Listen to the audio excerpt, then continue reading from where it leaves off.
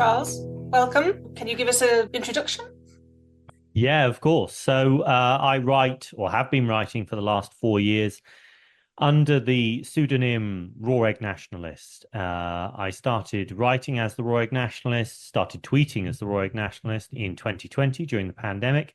And I wrote a cookbook in the summer of 2020, Raw Egg Nationalism, expounding on the doctrine of raw egg nationalism as I saw it, and providing recipes and sort of political red pills and nutritional red pills. And things just started to get crazy really from there. In 2022, I was one of the main stars of the Tucker Carlson documentary, The End of Men, focused on testosterone decline and crisis of masculinity, and different ways in which people were responding to it, including the movement that's commonly referred to as the right-wing bodybuilders, so Twitter niche community, if you will, which actually has really started to blow up and break out. And I'm considered to be one of the leaders of that movement. I write about health, fitness, but also politics and the way in which health and fitness intersect with politics. And that was the subject of my most recent book, The Eggs Benedict Option, which is about the plan for a global plant-based diet, basically, and the political, social, health implications of that. It features a detailed comparison with the agricultural revolution. So that's the transition to agriculture that took place in the Near East, in Mesopotamia, about 12,000 years ago. And I compare, what happened then with what might happen now if everybody ends up being forced to eat a plant-based diet and abandon the animal foods that are essential for human health and flourishing. Cool. We'll talk about plant-based diet thing. That's what you call, is that the Great Reset? We'll talk about that a bit later. Yes, yeah. But just there's a stigma towards the right wing. Now, to me, that just means what side of the House of Commons you're sitting on. It doesn't really have any connotation whatsoever towards any dangerous fascist on one side or totalitarian ideology on the other side. When you use right wing, do you just mean it in that sense? Is it just right of centre, conservative, libertarian, in that kind of way? Yeah. Yes, I suppose so. I suppose I mean right wing in the sense of being right. First of all, I do consider, the right wing to be aptly named in that regard, because the I left think is indeed sinister. Yes, it is. Yeah, exactly. But yeah, no, my Twitter pen name, has been Raw Egg Nationalist. I am a nationalist. A nationalist is a dirty word, of course, but I mean it simply. I mean it simply in the sense of having a primary allegiance. My main allegiance, first and foremost, is to my nation and my people. And I personally don't consider that to be a sinister thing at all. I don't consider that to be a malign thing. I think that actually that's the majority of human history. The majority of people who have ever lived have cared first and foremost about their family and their immediate community, their people. I actually consider people who are anti-nationalist, people who are globalists, you might say, to be a deviation from the human norm, basically. So I don't think that there's anything malign about it. But unfortunately, if you are on the right today, even if you're mildly sort of right of center, or even if you're actually slap bang in the center, you're liable to be called all sorts of unpleasant names, fascist, all sorts of Nazi, neo-Nazi, all that kind of stuff. These terms have been emptied of their content by the left, really. They're just used as pejoratives, but just basically to signal somebody I don't like. So I am very obviously somebody who left-wingers don't like, so I get called all sorts of horrible names. But actually, if you read what I write, then you'll find it's actually, I think it's eminently sensible anyway. Yeah. So, there are different versions of nationalism: cultural nationalism, ethno-nationalism, which is what people like Hope Not Hate want to ascribe to everybody, because that was the ideology of the Nazi Party in their quest for Aryan, whatever they thought that was, supremacy. But again, something like cultural nationalism is profoundly just healthy, really, about just preserving one's culture and what works in that culture. So, yeah, completely agree with that. So you mentioned red pill there. I'm an evolutionary psychologist, so I think of myself as dispensing purple pills. Sometimes the red pill community like what evolutionary psychologists say, and sometimes they don't. So do you follow evolutionary psychology at all? I mean, I'm interested in evolutionary psychology. Yes, I'm interested in evolutionary theory. I'm interested in psychology. I'm interested in, well, I mean, my approach to nutrition is fundamentally an ancestral approach to nutrition. It is fundamentally an approach that draws on what we know about the way our ancestors lived and ate and the way that they evolved as well. So, I mean, an evolutionary perspective on nutrition and on the kind of organism that man is essential to my work. So, when I argue against plant-based diets, for example, what I'm doing fundamentally is I'm saying, look, this is maladaptive from an evolutionary perspective. Man became what he is because of hundreds of thousands, millions of years even of carnivory. I mean, man is an omnivore, but carnivory played in it, and in fact, carnivory specifically. So there was a very, very interesting paper that was published by some Israeli scientists a couple of years ago, I think maybe a year ago, 2 years ago, which showed that for 2 million years, our more distant hominin ancestors ate basically nothing but meat. They were super carnivores or hyper carnivores, I think is the term that was used to describe them. So you can't get away from the fact that actually we are built to eat meat. And I draw on the work of Weston Price, who was this pioneering sort of dentist anthropologist, traveled around the world looking at traditional societies.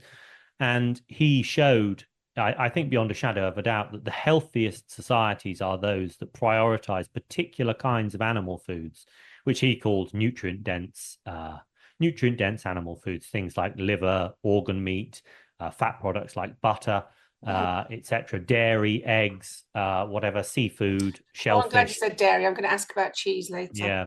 But sorry, that's a bit of a long-winded answer to your question. But yes, I mean, evolution, looms very large in my work, and I do think that evolutionary psychology is absolutely something that we need to understand in order to understand man and in order to understand politics more broadly, and to understand why man is the way he is and why man behaves the way he behaves.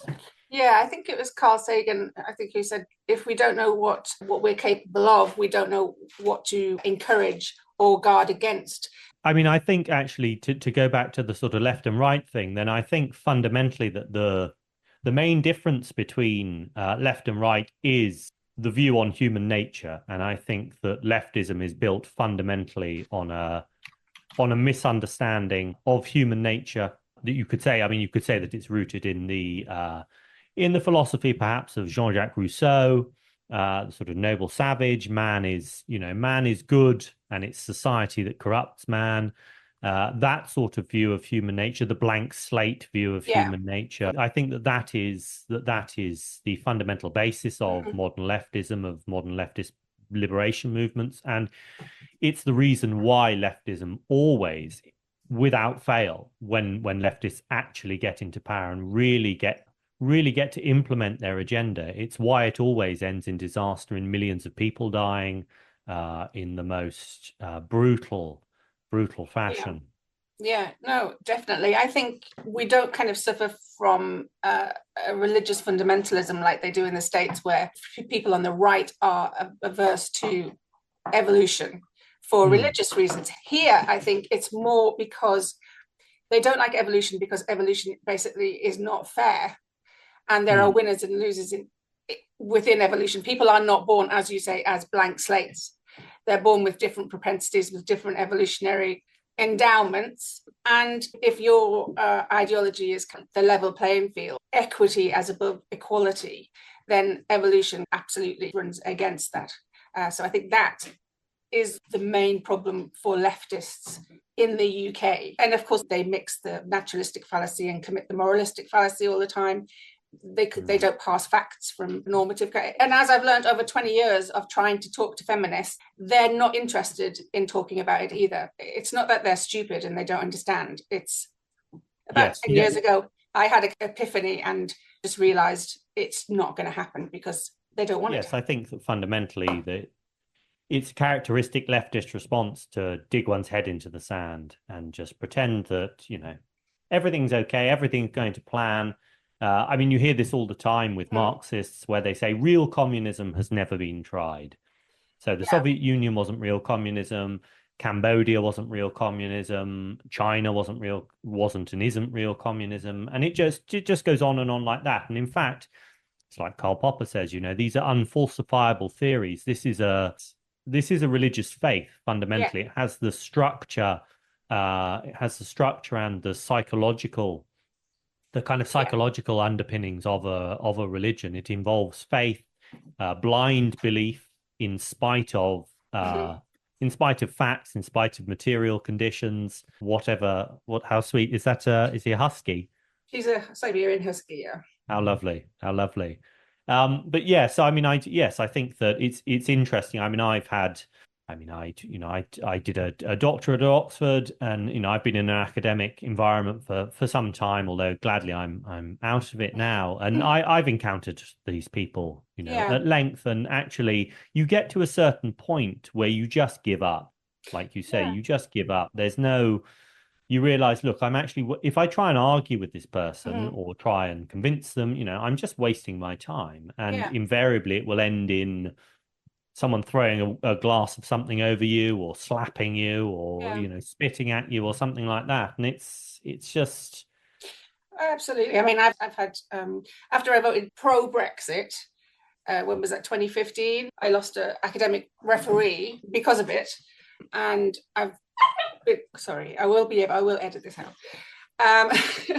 And was offered an unconditional place at Durham University to do an anthropology degree to study the origins of patriarchy from an evolutionary perspective.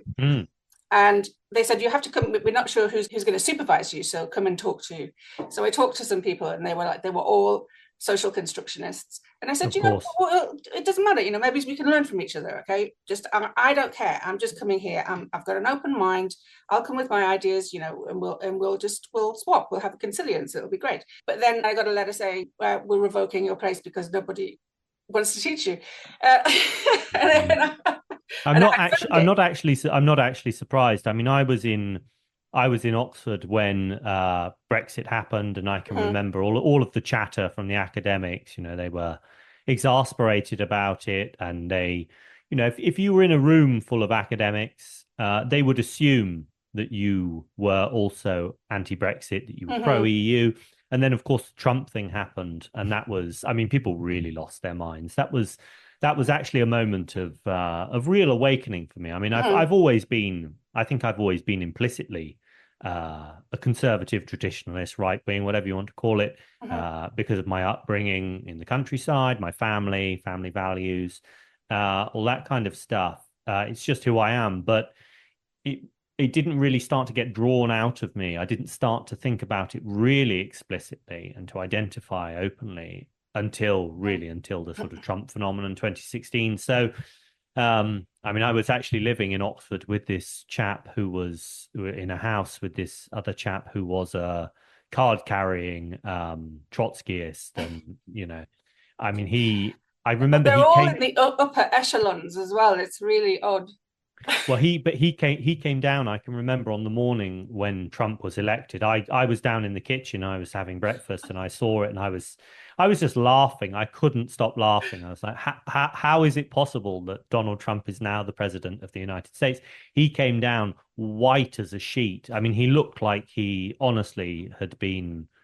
He actually looked like he'd been raped or something. It was that bad. He genuinely looked like he had been kind of physically and spiritually violated, and he sloped off out of the house really without saying a word. Then I go to my computer and check my university emails, and there's a round robin email from the college chaplain saying who's responsible for welfare within the college and student mental health and all that sort of stuff. A round robin email. My door is open all day if you need to come and talk to me about this terrible, terrible thing that's happened. That fascism has come to the US, and it was that bad. I mean, there was this bizarre kind of somber, sullen mood that just descended over the whole city, or certainly over the kind of the colleges and the university area. It was bizarre. It's really bizarre, and that really did make me think, this is strange. What is actually going on here? And Yeah, I and really tried to get to understand it. what I was really shocked about at the time was that even the people who had taught me critical thinking through books and things, like Steven Pinker, like John Haidt, like Richard Dawkins, they were all Trump deranged as well. Yes. Daniel Yeah. Dennett was Trump Yeah. deranged, and he'd written a book on how to not be deranged by these things. And I've written about it. I wrote a piece for the Post Millennial about it, and I think they can't believe it. That's the fact. They're too intelligent to believe that Trump is Hitler. It's strange, isn't it? I It's mean, really strange. These people who talk about being well informed, the necessity of being well informed, and they consider it their role to inform the public, and yet when it comes to Trump, they perpetuate this lie. Yeah, and they reach for the laziest stereotypes and caricatures. It's always Hitler eventually, isn't it? It always comes back to Hitler, to fascism. We are, Trump is America's Hitler. Trump is blah blah blah. And yeah, I mean, I think it is. These people are the four horsemen of the apocalypse, Daniel Dennett, Dawkins, Sam Harris, Christopher Hitchens, railing against religion. And yet they themselves are nevertheless in the grip of a kind of religious structure of belief that prevents them actually from thinking and speaking rationally about Donald Trump's either they are in the grip of that, or there's something else going on. What do you think? What else do you think is going on? I don't know. Well, I don't know who is on that list, Epstein Island. I don't know, or other things that can possibly be brought up against them. I don't know. But also, there's their legacy. In this game for so long now, is it possible for them to turn around and say, "Okay, I was wrong"? I mean, it would be great if they did, because it would again, they would be the leaders showing people how you actually have integrity. Isn't that the scientific mindset? You are open to the evidence, you're open to the facts, and if the facts suddenly change, you're not too proud to say I was wrong. You come up with another hypothesis, and you test that. Yeah, it can't just be. I know that because most of people in academia were anti-Brexit because they get most of the money from the EU. Yes, which I understand, but to be that emotionally invested in it, where you'll try to punish people who disagree, is very strange. Yeah. So you have a background. You say you got a PhD. Yes, yeah, from Oxford. History. Medieval history. Medieval history. Okay. You're into bodybuilding as well, is it? Yeah. So did the bodybuilding get you into nutrition, or did nutrition get you into bodybuilding? Well, I'd say, I have a pretty deep background in health and fitness. So, I was a sportsman at school. I played rugby and football. I got into martial arts very heavily in my late teens, into kickboxing. I ended up being a kickboxing teacher. And having some amateur fights, and I've always been big on fitness, certainly since my teens, and training in a kind of quite a rigorous manner, running, doing calisthenics, weightlifting, all that kind of stuff. So it's not new to me. Yeah, I was going to ask you about that, about this kind of balance between the lifting and the cardio kind of thing. But that's we can definitely talk about that. So, but the bodybuilding thing. I got into more recently. I trained with weights in my teens, but not in the way that I train with them now. It just sort of happened naturally, really. It was when I finished at Oxford, and I sort of just underwent this transformation. I think I became what I became what I always was.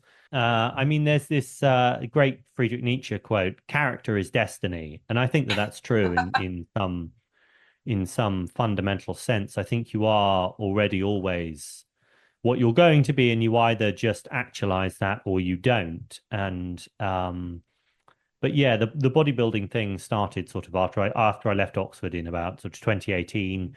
I was in good shape, but I was pretty lean then, and I decided, actually it would be pretty cool to pack on some mass and see what it's like to, to lift weights, to build But mass and strength. stacked. Yeah, yeah, as much as possible, but naturally. So I mean, one of the Right. things that I advocate is not to take performance enhancing drugs, not to take steroids, testosterone, etc. Although there are, in certain cases, legitimate reasons for taking, say, testosterone replacement Yeah. therapy, because some men have congenital conditions that prevent them from producing adequate levels of testosterone. But generally, I mean, the sort of the approach that I advocate is natural bodybuilding in the manner of sort of 1950s bodybuilders, and my avatar on Twitter is this 1950s bodybuilder called Vince Gironda, who was a Oh, yes. Yeah. very big anti-steroid guy. You've written a book on about him.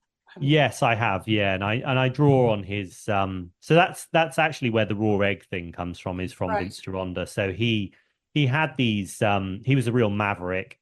He was a very famous trainer. He trained Arnold Schwarzenegger, he trained the first Mr. Olympia, he trained all sorts of film stars. He had a gym in North Hollywood near the film sets, so the film directors used to send their leading men and leading ladies to him when they wanted them in good shape for a film.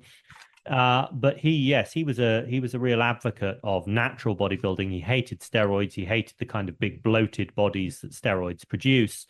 And so he had all of these special diets that used eggs as an alternative to steroids. Now, you might ask, well, how is that possible for eggs to be an alternative for steroids? Well as containing large quantities of the highest quality protein, eggs contain massive amounts of cholesterol. And cholesterol is a precursor to the sex hormones, estrogen, testosterone, and other sex hormones. And he thought, on the basis of scientific research that he had read and other stuff, he thought that actually if you consumed large quantities of cholesterol while you're doing strength training, weightlifting, your body would produce more testosterone. And so that was his thing, that you actually consume massive quantities of eggs to get huge amounts of cholesterol, and your body will produce more testosterone. And actually, in recent years, then scientific studies have shown that there's a closer correlation between cholesterol intake and muscle gain than there is between protein intake and muscle gain. So actually, there's almost a linear dose response between Right. cholesterol intake and muscle gain. Oh, I So have to tell there myself. was something to it. And one of the principal deficiencies of plant-based diets is that they don't have any cholesterol in them. And Right. the unfortunate thing is that for the last 70 years, since about the sort of late 1940s, early 1950s, cholesterol has been basically one of the most demonized substances in Western health and Western medicine. We're told if you eat cholesterol, you'll get your blood cholesterol levels will rise, you'll develop heart disease, and you'll die of a heart attack. Mm-hmm. And it's bunk. That's bunk. It was bunk at the time, and a lot of scientists and physicians knew it. But the thing was, that theory, which is often referred to as the lipid heart hypothesis, had the backing it had corporate money behind it, basically the margarine industry, actually. Right. Because the margarine industry, they were looking to push margarine as a healthy alternative to And other this is fats. when it still had trans fats in it. Yeah. And so what's happened is that basically animal foods, especially eggs, because eggs contain massive amounts of cholesterol, have been demonized for the last 70 years, and people have replaced butter and lard and tallow and other animal fats with vegetable and seed oils, Mm-hmm. which are totally novel foodstuffs, totally novel fats. Humans have no history of consuming these fats. They are industrial products that are produced through complex industrial processes. And they're incredibly bad for us. They're toxic. and they have all sorts of metabolic and endocrine disrupting effects that we're starting to appreciate now, but at the time we didn't know. Unfortunately, uptake of these oils and fats has been enormous, and so there's good reason to believe that actually the epidemic of ill health that has beset the West over the last 70 years has in large part something to do with the abandonment of traditional animal foods and animal fats and their replacement with these toxic seed and vegetable oils. And this is something that RFK Jr. at the moment is bringing to national attention in the US with his Make America Healthy Again agenda, which is, part of the Trump Make America Great Again agenda now. Yeah, it's akin to the tobacco advertising campaigns saying, your doctor recommends Marlboro, and now your doctor recommends a low-fat, plant-based diet. Yes. It won't give you lung cancer, but it will give you heart disease.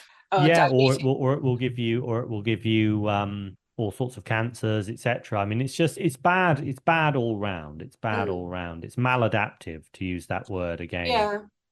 I was thinking about that. I watched in prep, I watched the Lotus Eaters interview you did on there. And that kind of maladaptive thing comes up, and it's in evolution, we call that an evolutionary mismatch, where in our evolutionary past, we rarely had opportunities to stuff ourselves with things like sugar and fat and carbohydrate. But now we're living in this kind of condition of ecological release. We don't have to go and find our food. Our food intake isn't limited by how far we could walk. So yeah, we're all aware of that. Well, some of us are aware of that. Getting that to a level of consciousness raising, to use a feminist phrase, within the population as well. But I think there are other things as well that are assailing us at the same time, which we could categorize under the same evolutionary mismatch. We see I'm not anti-porn, but the availability, the seeming availability of sex via digital media, it's going to set off young men overflowing with testosterone. Not going to be able to avoid those kinds of stimuli at all. No, and it affects the dopaminergic system as well, doesn't it? Yeah. And I was thinking, on the female side, though, what is it? And I was thinking, well, in our evolutionary past, we were limited in our social circles as well, but social media has unleashed an evolutionary mismatch in that sense. And that possibly could be that complementary side of where women, because women are much more socially minded and much more influenced by social desirability. So yeah, we've got porn, overt sexuality for the men, and we've got sociality and social media for women. There's food, but there's also social and cultural things as well that are all coming together. Yeah. There's all sorts of, my fundamental position actually is that basically everything about our modern lives is maladaptive, down to the fact that we are the kinds of light that we're exposed to. We fundamentally are at odds with our diurnal rhythms, with the circadian rhythms of the body. We're bathed in blue light the whole day long, and blue light is an endocrine disruptor. It disrupts the body's release of hormones like melatonin, for example, prevents people from sleeping. And what does that do? That prevents you from releasing enough testosterone. That makes you, it disrupts your metabolism, and that makes you put on weight. So many aspects of modern life are, I think, totally maladaptive. And we haven't, maybe in time we'll adapt to them given enough time, but actually at the moment, then this profound change that has been brought about, particularly by industrialization and particularly within the last let's say since World War II particularly, is just wreaking havoc with our health, our mental and physical health, and with society more broadly too. And the digital revolution with things like social media and with internet pornography that's yet another thing that we have to cope with, that we're not actually very well equipped to deal with. Well, people will say, maybe we will adapt to it in an evolutionary sense to adaptation. Adaptation is a process of attrition. Mm. Those who don't adapt perish. Yeah. That's what people forget. I Yeah, mean, it's not, oh, well, we'll all be okay. We'll get used to it. Well, a lot of people won't. And going back to that time 12,000 years ago when we started to eat grains, there was a lot of extinction of human tribes. Yeah, well, this is something that I talk about in the Eggs Mm. Benedict option. I mean, the agricultural revolution was not a happy event. No. We look back on it because we are children of the agricultural revolution, because we live in civilizations that are built on agriculture. Our civilizations are grain civilizations. They exist because of grains, because of the domestication of grains, because of the surpluses of food that grain cultivation allows us to produce.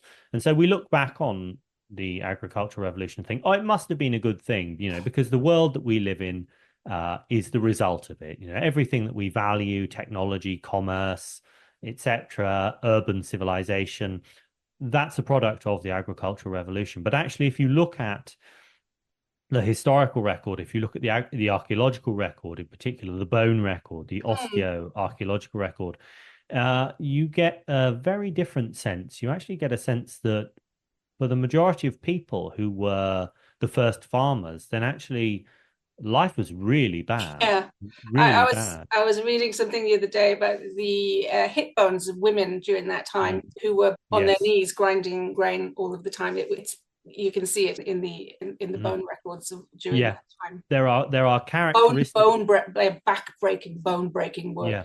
There are characteristic deformities in the skeletons of early agriculturalists that you can actually look at a skeleton and you see these deformities and you just know that's an agriculturalist. That wasn't a hunter-gatherer.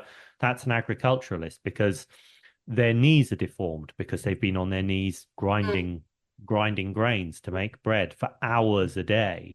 The early agriculturalists were notably shorter. I mean, inches, like 4 or 5 inches shorter than their hunter-gatherer peers and ancestors, because their diets were deficient. They were just eating grains and grain-based foods, things like beer.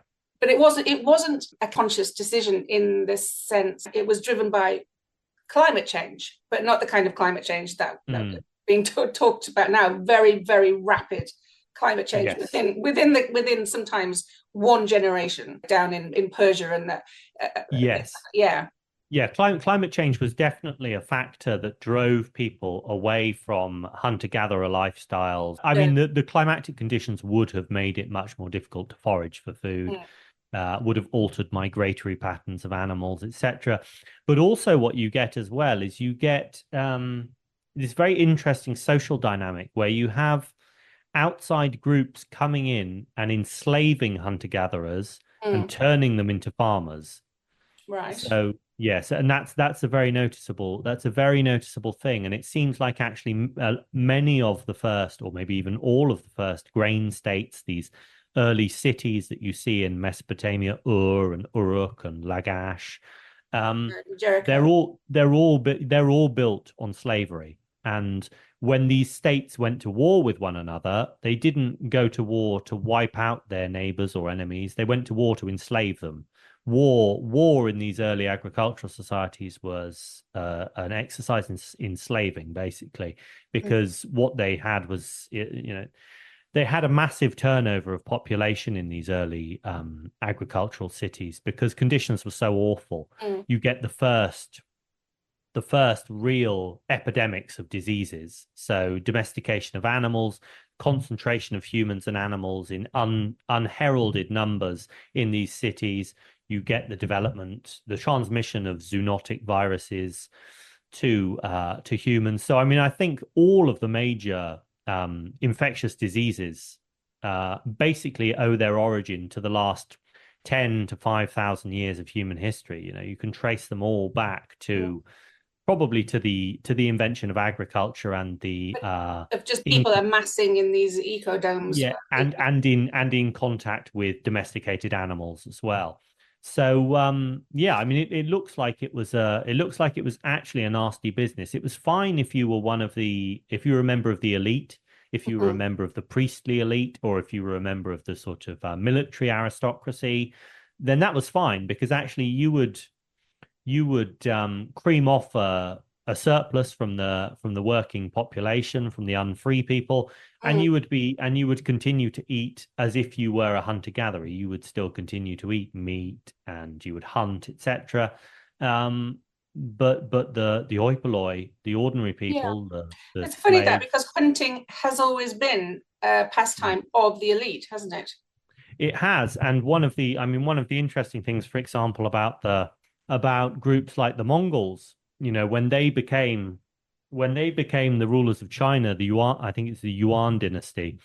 They had, I think it was the Summer Palace in Beijing, Peking. They had in the center of the Summer Palace, and they would set up yurts, so it was like they were on the steppe. So I mean, they maintained their Mongol identity even while they ruled over, this massive empire, agricultural empire, the Chinese empire, Chinese state. So yes, I mean, for these elites were actually in many ways a breed apart, often because they actually had a different origin from the people that they were ruling over. So Yeah.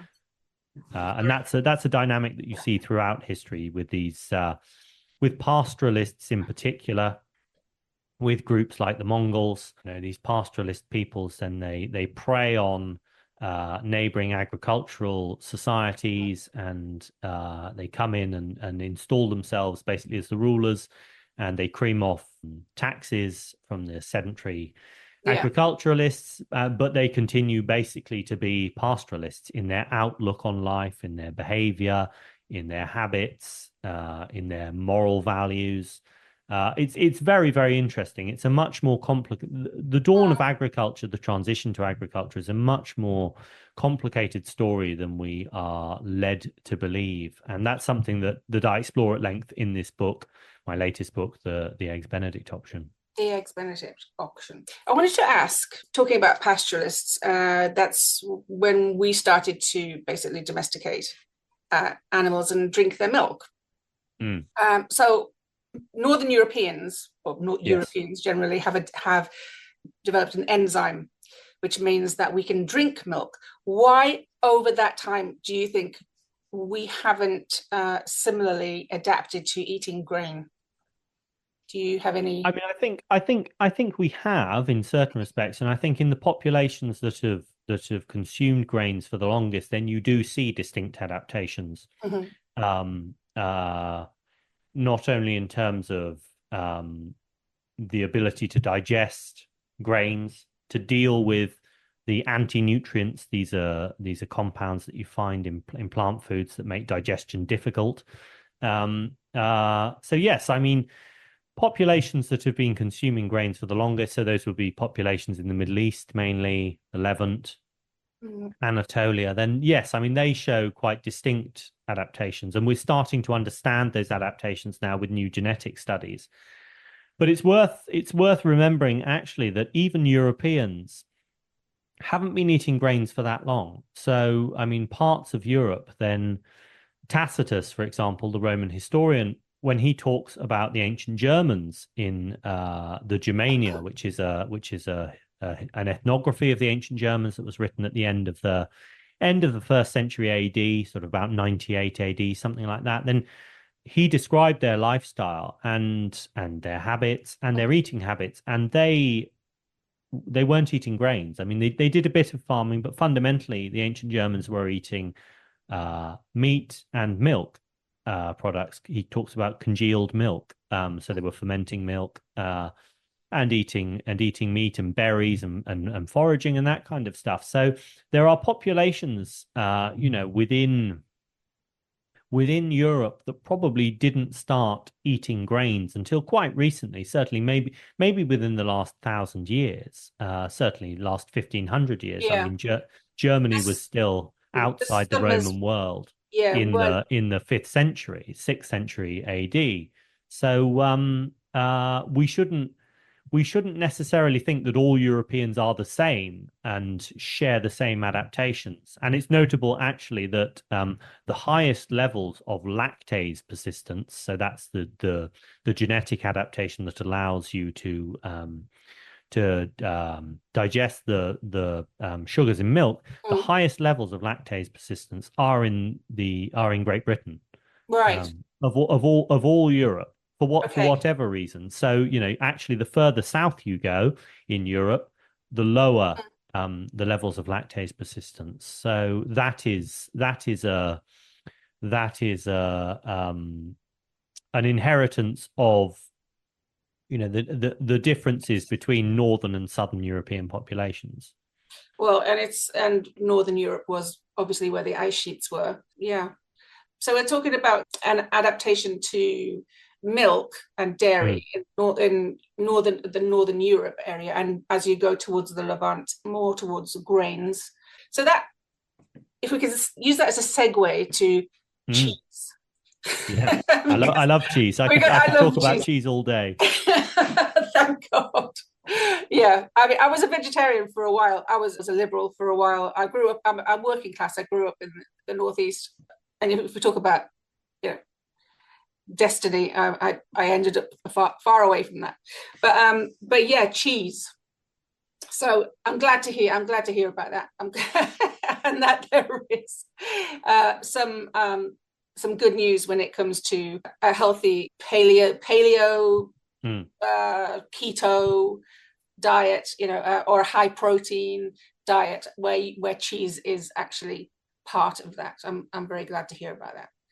Well, there was a very interesting scientific paper that was published a little while ago, a couple of years ago. I talk about it in the Eggs Benedict option, that shows that the invention of dairying on the steppe, on the Caspian Pontic steppe, so that's southern Russia, southern Ukraine, in the early Bronze Age, fueled the expansion of the Indo-European peoples from that area into Europe, into Scandinavia, and also eastwards to the Altai Mountains, to Mongolia. So, I mean, it's not difficult to see actually why the invention of dairying and the ability to produce foods like cheese and yogurt and kumis, which is fermented milk, would provide a massive technological advantage for a people, and potentially fuel expansion, because it is, I mean, there's a lot of again, dairy has been vilified over the last 70 years because it's an animal, because, you know, dairy products are animal products because they contain saturated fat. But actually, they're superfoods. They are one of these natural superfoods, or classes of superfoods. I mean, you know, a calf becomes an 800,000-pound cow simply drinking its mother's milk. I mean, this is food for massive, rapid growth, and there's a reason why all the classic bodybuilders through the early 20th century, right into the 60s, 70s, 80s, used to drink huge quantities of milk. Huge quantities of raw milk as well, preferably. Right. It is a superfood, and cheese is just one way of you know, of preserving milk and preserving the protein, and you know, it would have been an invaluable way of storing food on the steppe, as well as fermenting it, and a ready source of high quality protein, vitamins, minerals, fats, etc. Yeah, no, it's worth saying we're never going to get that kind of cheese from human milk, because human milk has mostly sugar and not much fat.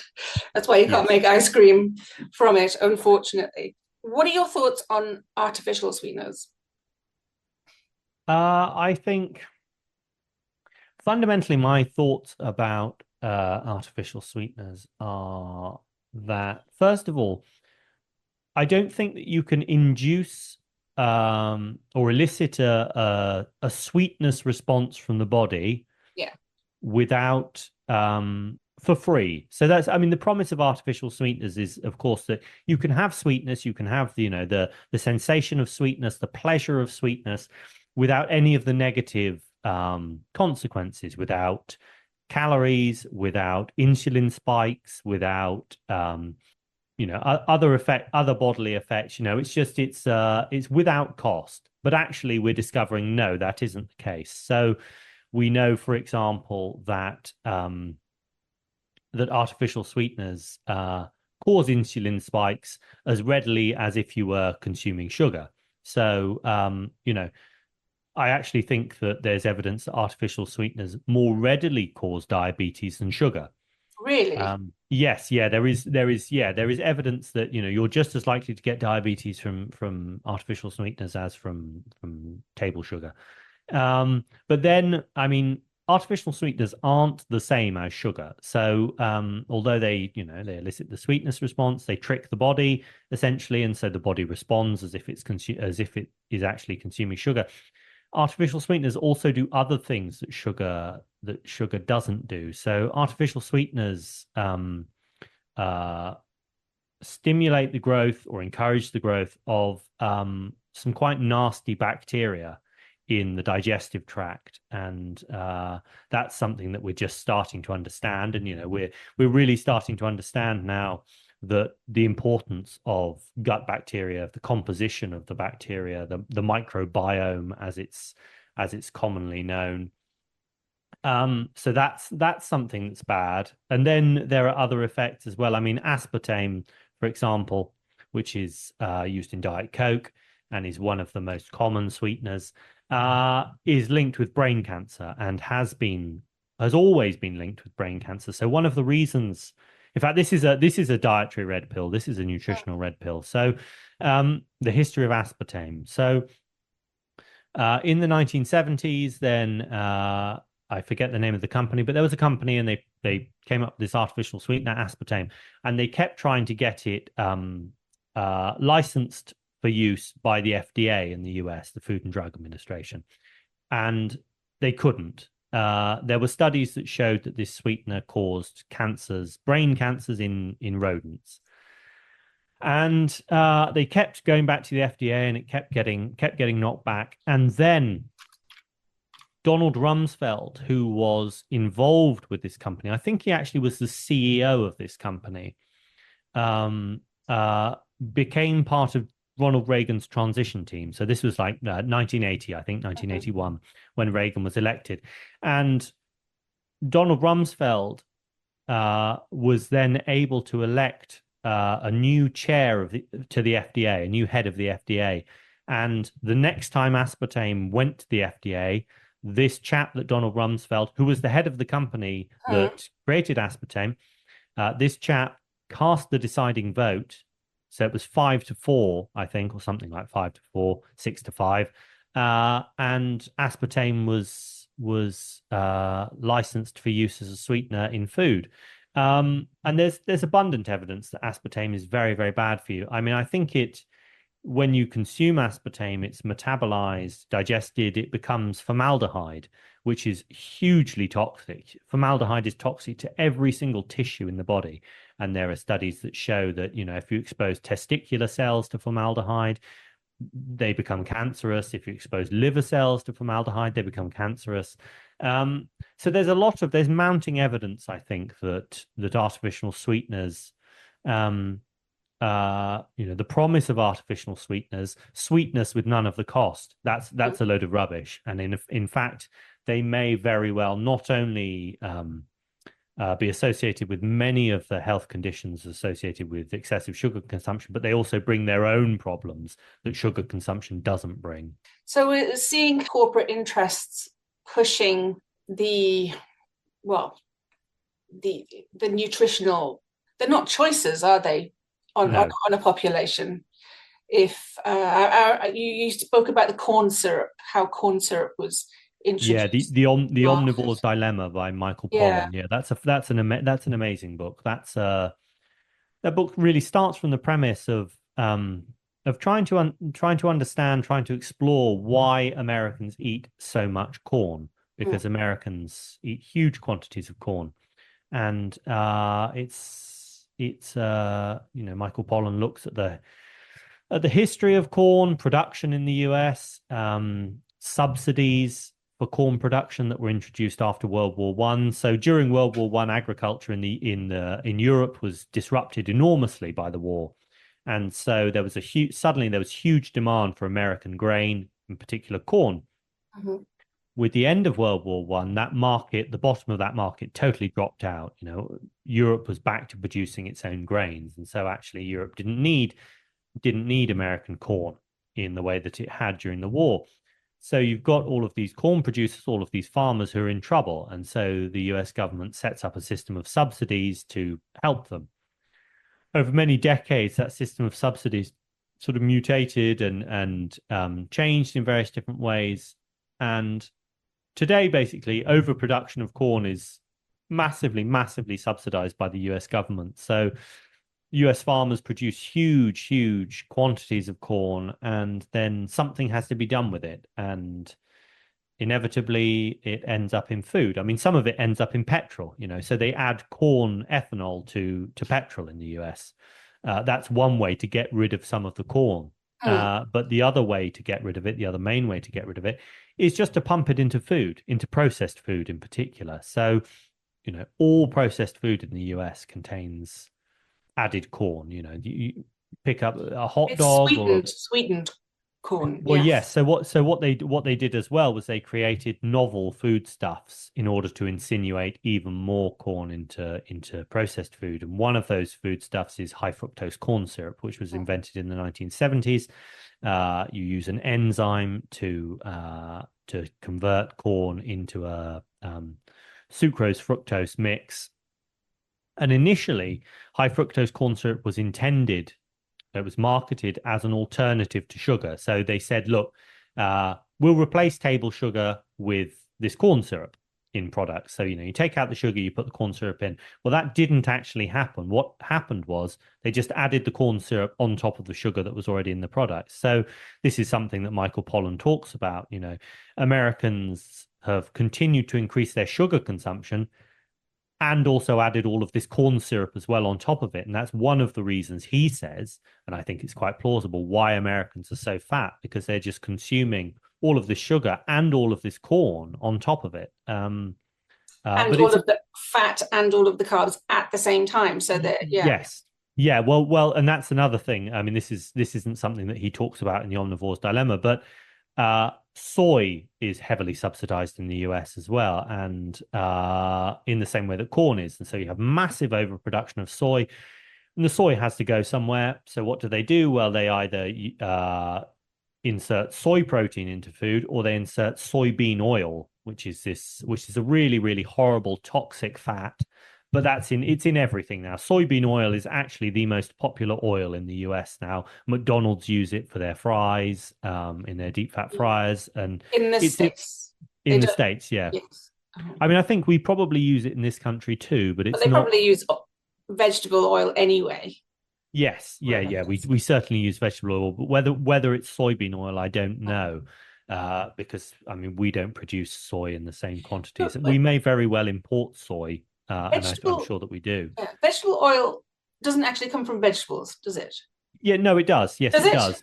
Yeah, but it's extracted. It's extracted in complex industrial processes involving chemical solvents and heating and washing and deodorizing. I mean, it's like you can't just squeeze a corn cob and get oil in the way that you can squeeze olives and get olive oil. It doesn't work like that. You have to use solvents and chemical reactions and heating and pressure, and all sorts of. It's a complex process, and it creates a toxic product. Yeah, I was just in the supermarket just in prep for this, so I was looking at the ingredients literally on don't call it canola here, rapeseed oil and vegetable oil, and the vegetable oil had rapeseed oil in it as well. Yes, well, that's one thing that they do. I mean, they mix oils. This is something you have to beware, especially in the United States. Foods are heavily adulterated. Things like olive oil. If you don't buy really good quality olive oil from a trusted source, it will have vegetable oil in it. And there was a study a few years ago. You can get olive oil or light olive oil, which is basically a little bit of olive oil with Yes, but also even the supposedly premium stuff will extra virgin will often be adulterated. But you get so there's this study of avocado oil. So avocado oil is very popular now with kind of keto people, as avocados are because they're very high in fat. And avocado oil, I think 82% of avocado oil products on sale in the United States are adulterated with other oils. Really? And So what do they they have to don't do? You say it. have They to buy don't. cold pressed or something. Yes, I mean, I think you have to go to a kind of you have to find a trusted supplier, and how you do that, I don't know. I mean, it depends. I mean, I mean, I think price is probably one indication that it's unlikely to be adulterated or less likely to be adulterated. But I mean, 82%, that's 8 out of 10. I mean, avocado oil isn't necessarily cheap. So No. it's a real problem. It is a real problem. I think I swapped to lard for cooking Yep. again, and my son who's vegetarian, we use ghee. Hmm. He's Hindu, which is clarified butter, Yes. and Yeah. much cheaper than butter than Hmm. English butter. Is there anything you want to expand on there, or? Oh No, yeah. I'm happy to be led. So please. Okay. So, the diet you follow? Is Hmm. it? Tell me about them. Yes, I mean, what do I eat? I mean, at the moment, I'm following what's called the Gironda steak and eggs diet, and it is quite That literally, it's sounds just nice. steak and eggs basically, and it was a diet that he formulated for cutting fat mass to get in shape for competition, basically. So it's a kind of ketogenic diet. It's actually a cyclical ketogenic diet. So every 3 or 4 days, you have a big meal of carbohydrates to replenish your muscle stores of glycogen, which kicks you out of ketosis, and then you go back to eating just steak and eggs for 2 or 3 meals a day. So, do Uh, you go through that kind of keto flu every three No, you days? don't. So because it's short term, you don't seem to get those kind of nasty side effects. It's about the easiest health diet, I think, and weight loss diet that you could probably do. You just eat steak and eggs, and Mm. then every third day you have a nice big bowl of porridge, or some rice or something. I have a little bit. I have some fruit as well and stuff. But I mean, fundamentally, then my diet over the last 4 years has been built on nutrient dense animal foods, which I talked a little bit about before. It's like a kind of ancestral, almost like a pastoralist's diet. So meat, uh, organ meat, that kind of stuff, dairy products, milk, raw milk, especially, a little bit of fruit, and generally steering away from grains. Okay. Uh, Where do you but fit your cheese in? where do I fit my cheese in? Yeah, no, I could eat cheese all day long. So I mean, I try to ration cheese, but I do, yeah, I love cheese. I love, There's no such thing as an all cheese diet. You can't eat cheese for 3 days and then have a bit of fruit. no, no, it's a shame. It's a shame it doesn't work like that. I mean, I would try. I would definitely try. I mean, yeah, I love going to the farm shop and Yeah. picking up raw cheese and going to the farmer's market and getting, all these different types of cheeses. And So you just have a nibble every now and then. yeah, yeah. In fact, there's a cheese that I really like at the moment. It's a charcoal cheese. Oh, It's is it the one with the charcoal in the line of it in the? it's totally black. Oh, right. It actually looks like black pudding. But it's a cheddar that's got charcoal in it, and it's really interesting. It has an interesting texture and a taste, and I mean, consuming charcoal occasionally is good. It's good to purge your digestive system as well. It soaks up toxins in the digestive tract. Um, but yeah, it's yeah. If you can get a hold of some charcoal cheddar, I would recommend it. It's interesting. Yeah, I live near a farm shop. I'll have a look. Nice. So, is a lot of people try the keto diet, and because it's so high Mm. fat, they eat, and you only really go into ketosis once you've burnt off your excess. What do you call it? Your excess Glycogen muscle stores glycogen. of of carbohydrates. Yeah. So you do that for 3 days, you do that, and then or 4 days, you manage to do it for 5 days, and you think, oh, I'm gonna have cheat at the weekend, or I'll say you're going to a wedding, Yeah. and you just eat whatever's there, cake, booze, everything. What's going to happen to your body when you do that? Is everything going to turn back to fat? No, not necessarily. I mean, I'm not sure about the long-term effects of ketosis. I mean, ketosis is definitely a powerful fat-burning tool. It absolutely is. There's no doubt about that. And people lose a lot of fat when they're going on a ketogenic diet. And people find ketogenic dieting, apart from the keto flu, actually quite enjoyable. If you can eat burgers and loads of cheese and cream and good stuff like that. I mean, great. I mean, that's not difficult, is it really? But being on a ketogenic diet does make it difficult to exist as a normal person. I'm not a normal person, so no, I'm not either. So yeah, I mean, it doesn't bother me too much. But if you're around other people and you have to eat with other people, it becomes quite hard. And if you go to social events and stuff like that, then yeah, I mean, you can't go to a wedding and demand a keto meal. I imagine eating raw eggs isn't good for being around people either. It's kind of, you can't really go to somebody's house and say, "Can I have 10 eggs, please?" Well, I mean, I have. I guess it's done... easy that there's not much prep. No, well, that's one of the things about the consumption of raw eggs is that actually you can knock back a large quantity of eggs in a very short period of time and get a massive infusion of protein, vitamins, minerals, and cholesterol, fat, etc. It's easy, you could, if you've seen Cool Hand Luke, the Paul Newman film, where he accepts the challenge to eat 50 boiled eggs, it nearly kills him. But you could swallow 50 raw eggs very, very easily within a minute, and actually it wouldn't feel the same as consuming 50 boiled eggs. I mean, 50 boiled eggs fills you up in a different way. Yeah. So yeah, let's talk about this push for plant-based pea protein. Jesus, what the fuck is that? Pea protein, what is it? Well, I mean, yeah, it's protein that's taken from peas. I mean, there isn't a lot of protein in peas, so you have to process a large number of peas in order to produce pea protein. Like with corn syrup and like with aspartame, are we supposing that some people in government have interests within that industry? I think it's complicated. I don't necessarily think that there's some big conspiracy with these plant-based diets. I mean, corporate cost benefit thing. Is it just cheap? Yes, potentially, and it's just it's a new commodity, and this is what corporations do. Corporations are always looking for new commodities to produce new ways to make money.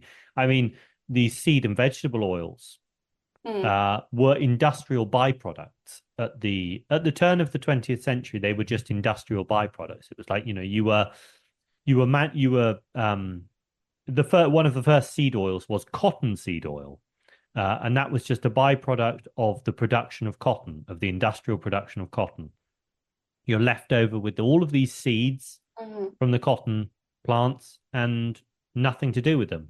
So some enterprising chap said, well, why don't we turn them into oil?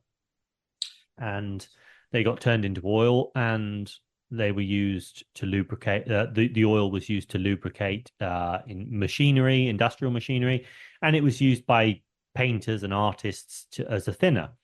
And then somehow they managed to get people to eat the oil, firstly in the form of margarine. So it was, I mean, that's where margarine came from. Crisco, which is the US brand of margarine, that means crystallized. That's an abbreviation for crystallized cottonseed oil. So the first margarine was produced from cotton seeds. I mean, that's the kind of thing that happens in industry and in the food industry. And I mean, there has been a natural kind of groundswelling of people moving away from the consumption of animal diets to vegetarianism and veganism. But there's also been this kind of medical push as well, and a corporate push. It's lots of different things happening all at once. I mean, nevertheless, there is an element of social control to it, I think, and that is, something that I talk about in the book, the Eggs Benedict option. I mean, there is in Plato's Republic, in the second book of Plato's Republic, then Plato has Socrates basically suggest that one of the easiest ways to control a society would be to make it become vegetarian. So, he basically says that the perfect harmonious society would be one in which nobody ate any meat, because then nobody would have any aggressive desires, basically. Nobody would want to have any more than they needed. There'd be no wars. There'd be no aggression between citizens. You wouldn't need police, because people would just be kind of docile and happy with their lot. And I do think that it's true that people who eat vegetarian diets are more peaceable than people who don't. And that is in part because low-fat vegetarian diets absolutely crater testosterone levels in men, for example. I mean, that's very well established in the scientific literature. If you want to crater your testosterone, eat a low-fat vegetarian diet or a vegan, or even worse, a vegan diet. Yeah. You will absolutely crater your testosterone, and you will be vegan is in the rest of the world known as malnutrition.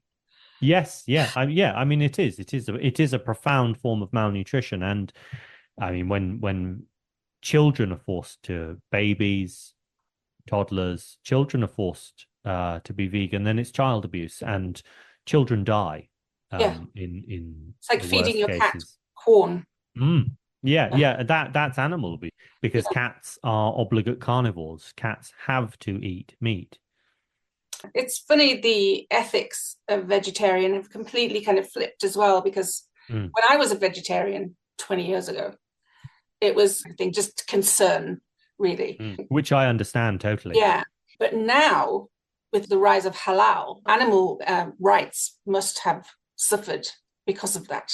Yes, yeah, definitely. I mean, yeah, halal slaughter is diabolical. It's awful. It shouldn't be allowed. Yeah. And in fact, what you're seeing as well is, of course, a lot of food producers now make sure that their meat is halal just because they don't want to price themselves or sort of put themselves out of the Muslim market. So in order to ensure that their product reaches the broadest number of people, then all the meat is halal. Costco does everything halal, and KFC, and I don't think Greggs does. You probably never had a Greggs, have you? I've never ever had a Greggs. No. I do like a sausage roll. I mean, I have eaten a sausage roll or two in my lifetime, but no, I've never been to Greggs. Actually, they do a good flat white. It's much cheaper. They? Yeah, it's much cheaper than Starbucks. But yeah, that's your working class homework. So I was thinking, because I recently interviewed CJ Kilmer from the Dangerous History podcast. Okay. About progressivism. And I also recently interviewed Eric Kaufman and his new book, Taboo, about woke. We're seeing the joining of Marxism, feminism, progressivism. They all resemble one another because they purport to be moving towards some goal, some teleological goal that is utopian. And we don't know what it is, but it's for our own good. And this drive towards a plant-based diet, would you say that comes with it? Yeah, I think so. Yes. I mean, fundamentally, then the push for plant-based diets is leftist. Yeah, it absolutely is. It's part and parcel. And certainly when you have organizations like the World Economic Forum pushing a global plant-based diet, then it's as part of a broader transformation, a broader social and political transformation, which they call the Great Reset. But, it's part and parcel of something much more. And to go back to Plato, look, the first social planner says 2,300 years ago. You can change a society fundamentally. You can change the way that it works. You can change the way that people behave by changing what they eat. And I think that's exactly why it fits into this broader sort of social engineering agenda. As you were saying, it is a top-down push towards Yeah. that as well. Oh yeah. There's definitely a top-down push. I mean, there is popular support for vegetarianism and veganism, but it's small scale generally. But yes, you have this top-down push. You have corporations pushing for it. You have social planners. You have the medical establishment pushing for it as well. So, I mean, yes, it's I would say predominantly now what we're seeing a top-down movement, a top-down push for a plant-based a global plant-based diet. Yeah. With the goal of weakening the populace, you think? I certainly think that's what will happen. I mean, if whether and it's a that's happy something. accident. Yeah, and that's something that I talk about at length in the Eggs Benedict option. I say, look, if there's a global plant-based diet, then we are going to see ill health on a massive scale. And it's not, for example, it's not fanciful to think that actually in the West, if we adopt a plant-based diet, a uniform plant-based diet, that people will shrink, because they will. We know in the past that people have shrunk within generations due to malnutrition, due to changes in diet. And currently, Western people are the tallest in the world because of our diets, because we eat animal foods, because we consume animal proteins, which are the highest quality forms of protein. But if we abandon those, and if we start to eat more like people in the Middle East, or God forbid, people in Asia, rice-based diets, then yeah, we could very conceivably shrink and also be subject to all sorts of other health conditions as well. And that's why fundamentally I make the comparison with the agricultural revolution in the Near East 10,000 years ago, because that's exactly what happened then. You had a transition from a predominantly animal-based diet based in a wide variety of different food webs to a grain-based diet, a very limited diet, and you had all sorts of very, very unpleasant health effects. And it's not a coincidence, actually, that the World Economic Forum refers to the Great Reset as an agricultural revolution, a new agricultural revolution. They say that. Yeah, of course. I was just thinking that because I've just spent some time in Thailand, and the Asian phenotype between the sexual dimorphism between men and women is much less than it is in the West. Yeah, and that's something actually that happened in the agricultural revolution too. Really? If you look at, if you compare the skeletal remains of hunter-gatherers with early agriculturalists, it's very clear, that sexual dimorphism decreased quite significantly. Right. There seems to be a war on the working classes at the minute. I kind of saw it in England, in Britain, during the riots after the murder of those poor girls. Yes. And I see it in the campaigning of Kamala Harris, where she mentions the middle class and the working class. The words working class never come out of her mouth. No. I'm just wondering, because we know that we're in a demographic crisis and the population is going to drop. Robotics and AI is going to help states financially, eventually providing their GDP. So there's no actual utility in this picture for a working class anyway. No, quite no. I mean, I think that I mean, in the UK, then the working class were totally sold out by New Labour, and that's really that's the story of New Labour. Really, is the selling out of the traditional demographics of old Labour, the white working classes, the importation of new client demographics with mass immigration, and that's continued under the Tories, and that will continue under Keir Starmer. But yes, I mean, robotics and AI, then that yeah, I mean that is going to they're going to abolish working class jobs for the most part. They're going to robotics and AI will abolish a lot of middle class jobs too. Eventually. But I mean, the middle class don't know that they're coming for them next. No, but they are. It will get rid of lawyers and librarians and absolutely all sorts of, probably doctors too. Yeah. Actually. So at the minute, the middle class are looking down, going, "I don't care. It's the working class. It's not happening to me, so it's fine." But it will be. It will reach them in their ivory towers eventually. Eventually, yep. Yeah. So perhaps the Great Reset is kind of just a way of speeding this process up. I don't know, in an extreme kind of sense, just culling. Well, as we were saying, people will adapt, but a lot won't. So that is. Well, I mean, what they're saying with the Great Reset is, that we need a fundamental social transformation to deal with the fourth industrial revolution. We need new forms of new kind of political forms, new social forms. We need things like universal basic income, because robotics and AI are going to put people out of work. And so then what do you do with this massive population of basically useless people? Well, they want them to die early, I would imagine. Yeah, I mean, I'm not. Is that too cynical? I mean, I'm not fully convinced on the kind of depopulation agenda argument, in the sense that I mean, if the masters of the universe wanted to depopulate the earth, then they're not doing a very good job of it. And I mean, over the 20th century, then you look at a country like Egypt.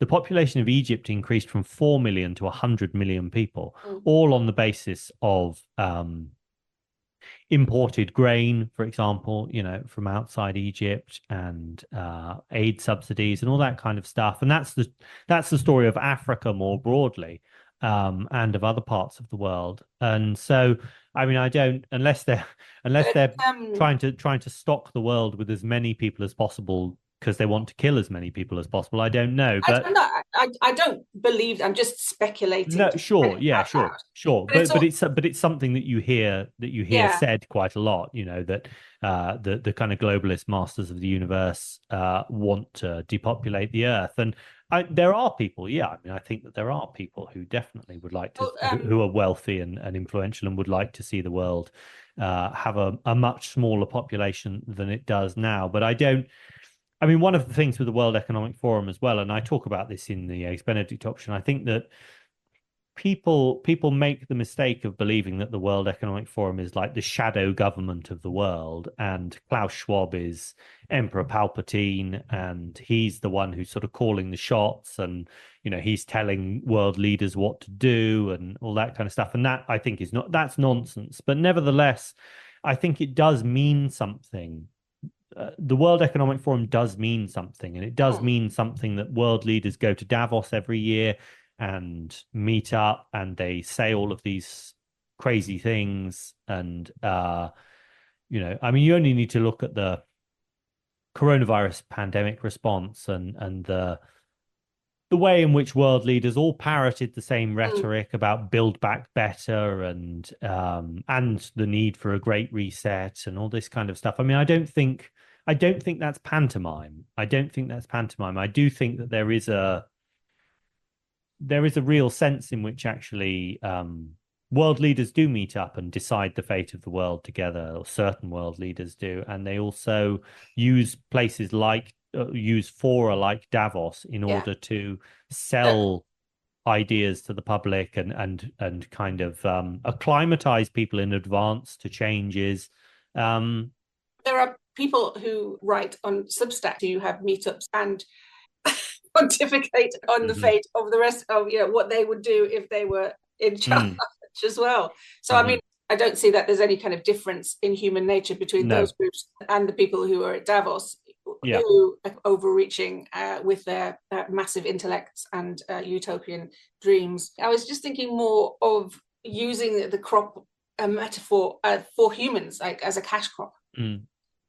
for these kind of people. That is certainly what humans were during the sort of slave populations were during the agricultural revolution. I mean, they were a cash crop. And there's a funny there's a book about the Mongols by Jack Weatherford called Genghis. I think it's called Genghis Khan and the Making of the Modern World. And he describes how the Mongols, who were pastoralists, looked at the sedentary agriculturalist populations that they conquered. And he says that they actually used the same terminology to describe them as the animals that they used to round up. So, they described basically peasants as yaks, and they treated them in the same kind of dispassionate manner, because yaks and agriculturalists, to the Mongols, eat the same thing. They eat grass. They're herbivorous. They're prey. They're not predators. Predators eat meat. They're prey. So, yeah, I mean, I think you can certainly, there are these broad kind of quite shocking kind of historical continuities in thinking, I think, and that is what I try to bring out in the Eggs Benedict option when I talk about the agricultural revolution then and now. Okay, so what do you think of the role of feminism and women in this? Now, I'm a feminist critic. I've been a feminist critic for a long time. And the feminization of culture itself has turned to the feminization of men, the demonization of open, healthy competition. Yes, which absolutely. I think, in my thesis, has led to more corruption, less accountability. We look at America, we look at the media in America. The whole political discourse has been turned into a high school. Basically. Yep. About popularity. It's about who's the most popular, not about who is the most efficient. Competent. Yeah. So I've seen the invisible hand of female psychology, and particularly female intersexual competition, which is my speciality, manifesting in culture and basically contributing to this decline that we see. Oh yeah, I mean, I think that we live in an age and in a culture that is profoundly hostile to men and profoundly hostile to genuine masculinity. I mean, we're presented with this new vision of masculinity, which is basically femininity for men. The argument is, look, men need to be more like women. And if you read a book by like the latest book by that moron Caitlin Moran about what's wrong with men. Her diagnosis is basically, and her prescription is basically, that men need to be more like women. Men don't talk about their feelings like women do. Men don't have the kind of friendship circles that women do. Men don't. That's because men are not women, Caitlin. Precisely. But that actually is that's actually a heretical thought, really, today, is that actually men and women have a lot in common. Men and women, we're men and female we're humans. We're humans, and we share the same or very similar architecture, mentally and physically, but there are also fundamental differences. And those differences between male and female really, really assert themselves at the extremes of the distribution. In terms of natural selection, we're kind of similar, but when it comes to sexual selection, that's when our psychology completely diverges. Yeah. And also with phenomena like crime and prisons and sport and the military and other things, it's like when you're selecting for, let's say, the most aggressive people or the most explosive athletes, then it's men. It's all men. Politics too. We've had 2,000 years of recorded history, from the Iliad to Machiavelli, to study male strategies of competition and cooperation. We know the anatomy of what men do and how they do it, and what's good and what's bad, and we know what to encourage and what to guard against, what works. In the last 50 years, we're pushing women by positive discrimination into these roles, completely ignorant about female strategies of competition and cooperation. That's what I study. So I know that female strategies of competition is to eliminate competition in some kind of covert way. It's reputation destruction. Reputation. It's the competition is going to be disguised as empathy, altruism. Yeah. And people are completely ignorant to this, but we're seeing the manifestation of it everywhere with the rise of cancel culture. You can imagine I get a lot of pushback from this from women. Sure. Yeah, of course. Because of my internalized misogyny. You need to work on that. Yeah, I do. But it is, I think, one of the most urgent things that we need to look at really quickly. Hopefully, I'm thinking the Democratic Party will destroy themselves before they destroy Western civilization.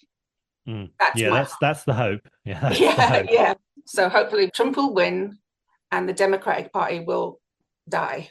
And there will be lessons to be learned from pushing, from hopefully. DEI, because it's not a winning strategy. So do you see a difference to the kind of woman you attract when you're stacked versus when you're lean? I don't. That's an interesting question. I'm not sure. I think broadly it's the same kind. It's the same kind of woman, actually. Yeah. Really, I wouldn't say that my dating life has changed particularly all that much. Actually, I'm not a bodybuilder. I'm not like a Mr. Olympia bodybuilder, like a roid freak. So, and I've always been in good shape. When I was very lean, I used to run a lot. I come from a family background, actually, of runners. I say runners. My dad was a very, very good cross-country runner. And I've always been a good runner as well. And I enjoy running. I like cross-country running. So when I really go ham on running, then I do get pretty lean. But I'm still in good shape. No, I'm not. I've not turned into some sort of mutant freak by any means. So it's not like if I turned into a you're not the kind of the muscle t-shirt kind of guy. I think it's good. I think when you're fit, it's good to wear clothes that showcase the fact that you are fit, and it's nice to wear, like a crisp type white t-shirt or something. Mm-hmm. But I wouldn't necessarily wander around in like a cut off muscle vest, flaring my lats and spreading my elbows out, trying to make me look like I'm as wide as a wardrobe.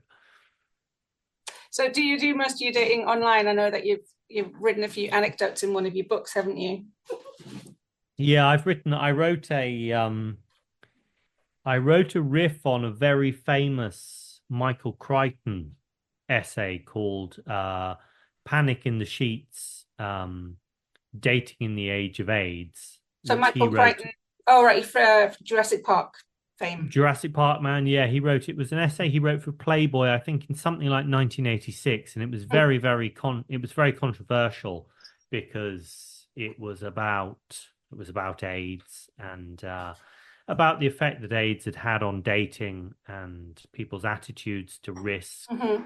Among other things. It's a very good essay. It's just like a series of anecdotes from a period of maybe like a year or so of his life where he'd broken up with his girlfriend and he was dating again, but the whole AIDS thing was going on and people were very worried. And so I did. But he wasn't gay though, was he? So No, he was very much a heterosexual. So I did a riff on that about what it was like dating during the pandemic, called Panic in the Sheets, and my experiences with dating apps like Tinder and Bumble and Hinge, and the way that people were behaving during the pandemic, about the kind of risk of physical contact in particular. I got some very, very funny anecdotes from that. But yes, I live in the countryside, and it's never been hugely easy to meet people in the countryside, but it's even worse now, I would say. And people do just rely on the dating apps almost totally. I far preferred dating before the existence of dating apps, and I resisted using dating apps for a long time. It wasn't actually until the pandemic that I started that I started using them kind of out of making a virtue out of Mm. necessity, I suppose, because everybody was confined to their homes. But it was yeah, it's a funny thing, dating apps. I don't find the interactions there particularly compelling. I don't like the model of shopping for people. And I think it encourages certain kinds of quite unpleasant behavior. I think, where people believe or want to believe that, there's always somebody better. The next swipe will always bring, somebody who's better, somebody who ticks all of the boxes, who has all of the attributes on the shopping list. And yeah, I think it's very corrosive of genuine intimacy. And also, and this is why I wrote the riff on the Michael Crichton essay, I think that it exemplifies a very strange attitude towards risk. And I think that the risk in dating is the physical interaction in person, and even the risk of having to cross a bar to go and speak to somebody to offer to buy them a drink, for example, or something like that, striking up a conversation after you've made eye contact with someone.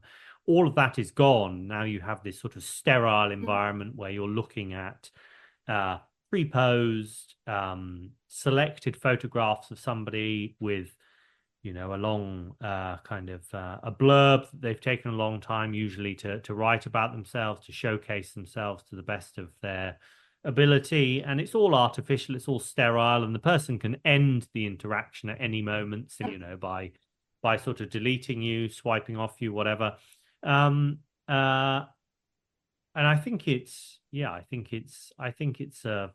embodies a wrong-headed approach to the risk that is involved in falling in love. And they call it falling in love for a reason, because you fall. It's you're knocked off balance. It's something that actually discombobulates you. It upsets your equilibrium. It's beyond your control.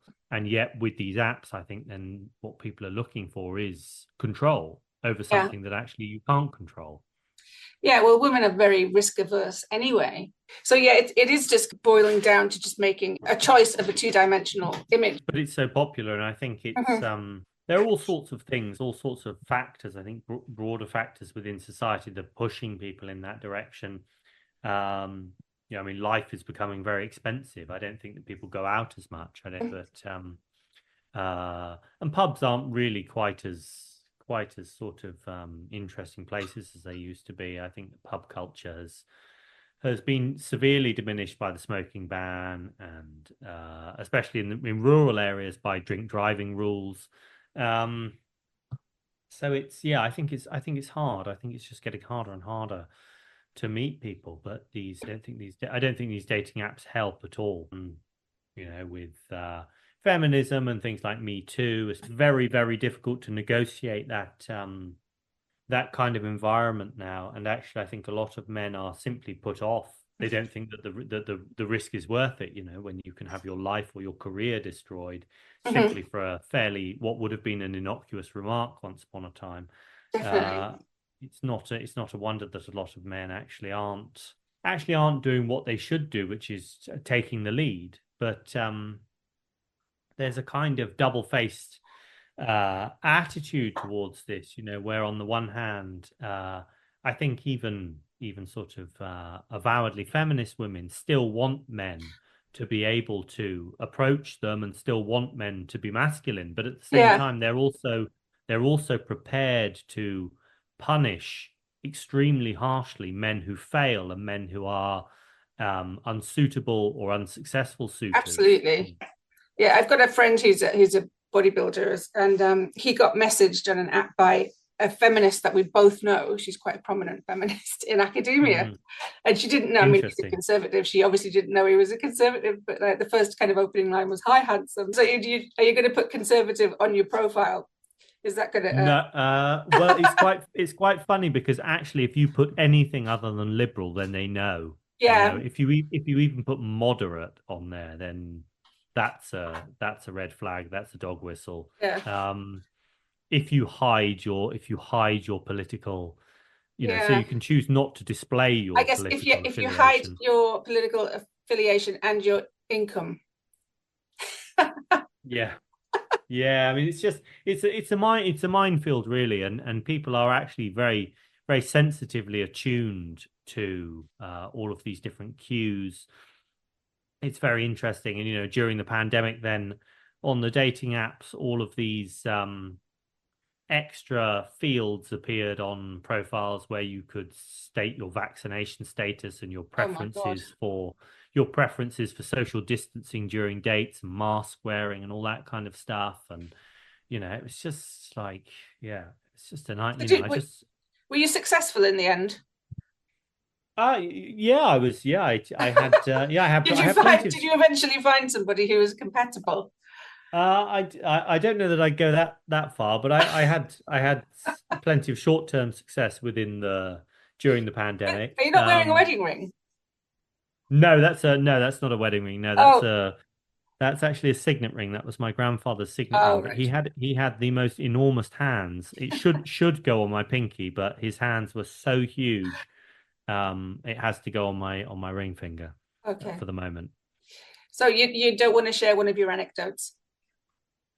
Well, I told, so one of the anecdotes that I tell in the essay about dating And this is dating during the in which book is this in? this was in Man's World, my magazine. Okay. This was in issue 4, and it was in the first Man's World annual as well, called Panic in the Sheets. No, there was I went out on a date with this girl, and it went really well, and she'd come home and she was staying with her parents, and she was In the really country. worried in the countryside, yeah, and she was really worried about social distancing, and she wouldn't let me in the house. She wanted to sleep with me, but she wouldn't let me in. She was sleeping in her childhood bedroom as well, and she was telling me about a doll's house that was in there. I mean, it was kind of. I mean, I Oh, probably didn't want to go in there anyway. But she basically said that I could come over and we could have sex, but it would have to be you in can a play tent mummies in and her. daddies. It would have to be in a tent in her garden. Um, so I mean, I don't know what she told her parents. Like I'm just going outside into the sex tent, for an hour or 5 minutes or however long it was. But it's that was one, yeah, that was one of Yeah. many Oh, quite that's sort of funny. strange anecdotes that. But it was a strange time, and people forget actually just how crazy things were. I've got this idea that I'm calling intellectual cuckoldry, where it's Hmm. men who are surrounded by liberal women Mm. pretend to be liberals in order Yes. to get laid. Yes. Oh yeah, that absolutely happened. Yeah, I mean, I try for the most part, if I, and certainly when I've been using the dating apps, and I just try to avoid talking about politics, just try to Mhm. make some quips, make some jokes, but actually, even that sometimes is enough to alert a woman that actually you're a wrong thinker, you're a bad guy. Mhm.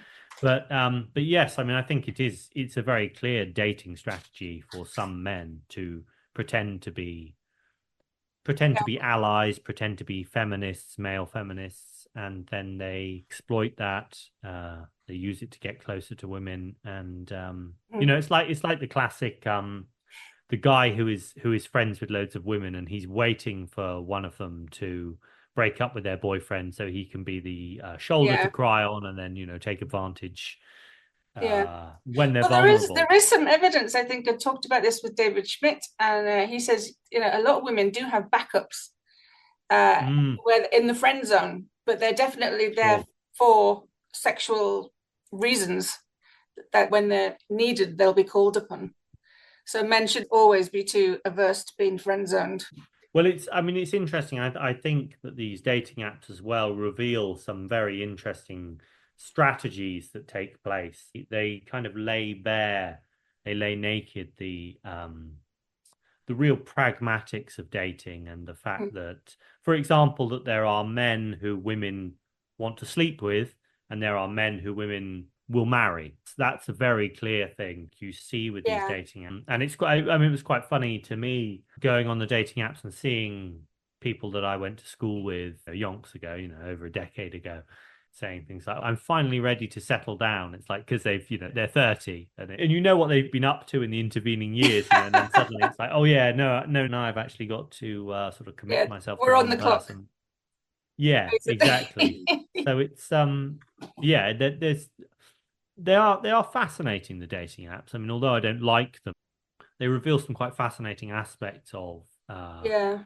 I mean, I do. sexual They do behavior. use a lot of these studies in evolutionary psychology, but what we need to be careful of is that the sample is only of people who are on dating apps, not from people who are actually mated elsewhere. Yeah, and I think there very definitely are types who are on Mm. dating apps as well, male and female, of course, and particular dating apps rather than others as well.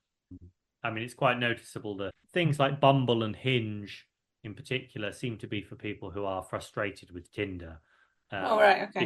Because Tinder in particular, Tinder is the most sort of sexually aggressive of the apps, I would Right. Okay. say. It's this no Yeah. nonsense kind of thing, or it always was. And whereas, you have Bumble, which is the feminist version of Tinder, supposedly, where the woman has to make the first move. So if you match with someone on Bumble, if you're the man, you can't initiate the conversation. The woman has to initiate the conversation. And if she doesn't, within 24 hours, the match disappears. But what they've actually found now, is that women don't like that. No, they Women actually don't. don't like that pressure, and so they've got rid of that, I think, with Bumble now, and it's just like Tinder now. Anybody can speak, because actually you want the man to speak. You You do. want the Yeah. man Well, most to, women do.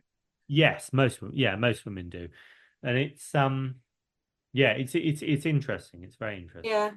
It's funny, we had a seminar a few years ago, Mm, and it was a feminist from University of Kent talking about Tinder and about the problem of unsolicited dick pics. It was online because it was during COVID, and me and my friend, who's now in the bus lab in Texas, we were mm. on a side link together, and he's been on these apps, and he was sending me messages going like, "You can't send pictures in Tinder. You have to send them No, your you own can't. name. You have to send them your own number. You can't send Yeah. dick pics." So, and I said, "Well, go on, say something." Because this woman was really pushing hard that this was really misogynist. All these apps kind of have predatory men in them. And so he did say, well, you can't actually send dick pics. You've got to give your number, your Mm, direct number. This idea of intellectual cuckoldry is more to do. I was at the NatCon conference a couple of years ago. And a lot of my criticism from now, there is no such thing as a liberal feminism. All mm. feminism is radical. And if you don't believe in dismantling patriarchy, you shouldn't really call yourself a feminist, because feminist Sure. has nothing to do with women's rights or the benign egalitarianism or equality. And I was speaking to a few guys, actually, academic guys, and they said, well, you have to say that because I couldn't, because my wife is a liberal feminist. And so, Hmm. so the idea that coming from the whole vector of these damaging ideas towards masculinity, just emphasizing the battle of the sexes rather than the cooperation of the sexes, Mm. is it's going to be difficult. I'm hoping to basically take the stigma out of women saying I'm not a feminist, and for men to Yeah. say that as well, because most men and women are not feminists, but No. unfortunately they are vastly overrepresented in media and politics. Yeah, Um, well, they shout very loudly, they and they do, get very nasty. and I don't think you can get a job really, like you, because if you say you're a liberal, you're automatically saying that you're also a feminist and you're also, Right, exactly. hmm. Yeah. Yeah, it's very difficult, but I think yeah, I don't really know what the answer is. I think that people do need to stand up and Mhm. be counted and say that they're not actually I mean, it's, you can love women and be Mhm. for women and for women's in favor of women's interests, etc., without being in favor of dismantling the entirety of Western civilization. Civilization, yeah. And people should be able to say that, and should realize that that's the case. You don't. It's not just oh,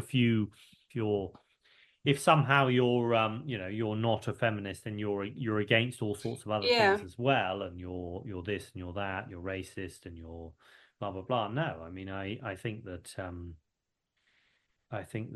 it's all these equivalences are made, this series of equivalences of as a way of discouraging people actually from speaking out, and No, but it definitely. works. That's the thing. I mean, that's what we need to Yeah, it certainly did understand. work. But I mean, I guess if Trump Mm. wins, we will know that it stopped working, hopefully. Yes, yeah, I think that will be a very strong indicator that actually, yes.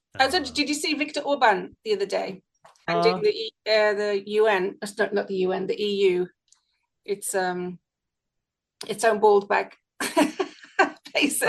I think I might have seen bits of it. Yeah, I do follow Orban. Yeah. It was something to see. It was very good. It was very funny. Okay, so what's next for you? Well, so I'm currently writing a new book that's called The Last Men, Liberalism and the Death of Masculinity, and that's picking up on the themes of the Tucker Carlson documentary, The End of Men, that I was in, testosterone decline, the political implications of testosterone decline and masculine decline. That will be out next year. I'm about halfway through writing the first draft of that at the moment.